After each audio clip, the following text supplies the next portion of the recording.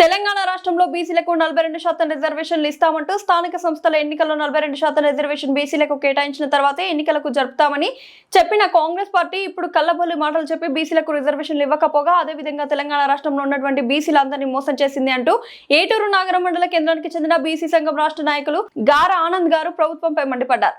Jubilee hills by election లో బీసీల ఓట్లు దండుకోవడం కోసం స్థానిక ఎన్నికలను ఒక ఎరగా వేసి జూబ్లీ హిల్స్ లో సైతం బీసీల ఓట్లు దండుకొని ఇప్పుడు గ్రామీణ ప్రాంతాల్లో ఉన్నటువంటి బీసీ నాయకులకు చెంపపెట్టిగా రిజర్వేషన్లు రాష్ట్ర ప్రభుత్వానికి అనుకూలంగా మలుచుకుందని ఆరోపించారు.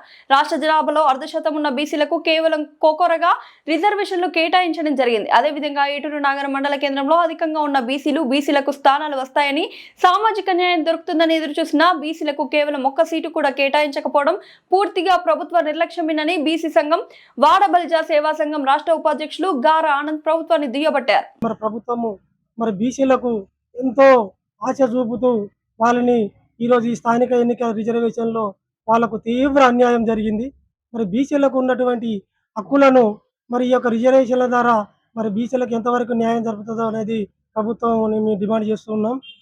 బీసీలు కేవలం ఓటు బ్యాంకు కొరకే ఇప్పుడున్నటువంటి రాష్ట్ర ప్రభుత్వాలు వాళ్ళని వాడుకుంటూ బీసీలకు తీవ్ర అన్యాయం జరుగుతుంది.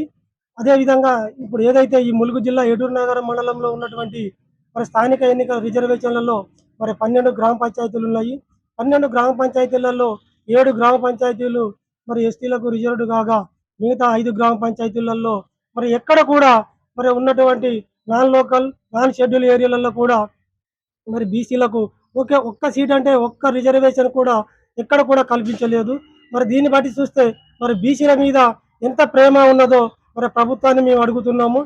కేవలం బీసీలను వారి యొక్క ఎన్నిక కోసం వారి యొక్క ప్రభుత్వం నిలబెట్టుకోవడం కొరకే బీసీలకు కేవలం అక్కడక్కడ నామినేటెడ్ పదవులు ఇచ్చుకుంటూ యొక్క స్థానిక ఎన్నికలలో కానీ ఉన్నటువంటి ఈ యొక్క ఎంపీటీసీ రిజర్వేషన్లలో కూడా ఇదే విధంగా జరుపుతారనేది మేము బీసీ కుల సంఘాల తరఫున మేము అడుగుతున్నాము.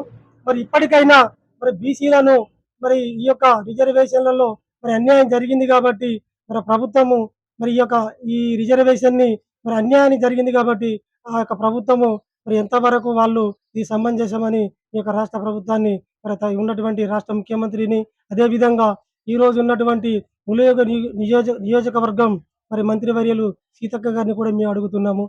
ఆమె ఈ యొక్క మండలంలో ప్రతి ఒక్క గ్రామ పంచాయతీ తెలుసు. ప్రతి ఒక్క గ్రామ పంచాయతీలలో ఎక్కడెక్కడ బీసీలు ఉన్నారో, ఎక్కడెక్కడ ఓట్ బ్యాంక్ బీసీలో ఉన్నదో ఆమెకు మొత్తం తెలుసు.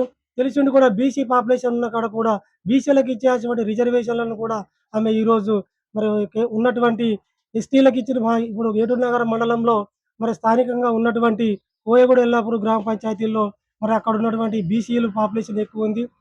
పోయిన రిజర్వేషన్లో ఒక 5 సంవత్సరాల ముందు ఎస్టీ మహిళలకు ఇచ్చారు, తర్వాత బీసీ మహిళలకు ఇచ్చారు, తర్వాత ఇప్పుడు కూడా మళ్ళీ ఎస్టీ మహిళకే రిజర్వేషన్లు ఇచ్చారు.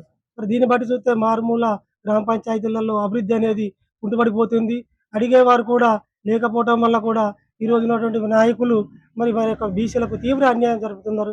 కాబట్టి ఈ రోజున ఉన్నటువంటి వారి యొక్క స్థానిక ఎన్నికలలో వారి యొక్క కావలసినటువంటి రిజర్వేషన్లు ఇచ్చుకొని వాళ్ళ పార్టీ తరఫున గెలిపించుకోవడానికి ఈ రిజర్వేషన్లు కల్పించారు.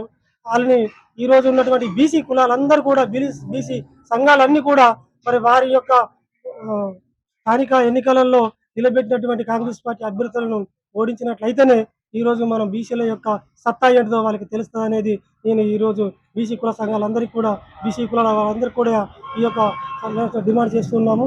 కాబట్టి ఇప్పటికైనా కూడా ఉన్నటువంటి ప్రభుత్వము బీసీలను వాళ్లకు ఓటు బ్యాంకే కాకుండా వారికి ఉన్నటువంటి రిజర్వేషన్లు కల్పించాలని మేము ప్రభుత్వాన్ని డిమాండ్ చేస్తున్నాం.